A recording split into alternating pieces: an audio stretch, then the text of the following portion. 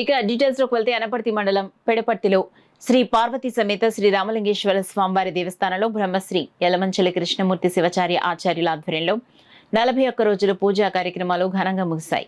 ఈ సందర్భంగా శ్రీ రుద్ర యాగం, చండీ యాగం, నవగ్రహ యాగం, మహాకోటి బిల్వార్చన, కోటి కుంకుమార్చన, పూర్ణాహుతి హోమం, స్వామి వార్ల కళ్యాణ మహోత్సవాలు అత్యంత వైభవంగా నిర్వహించారు.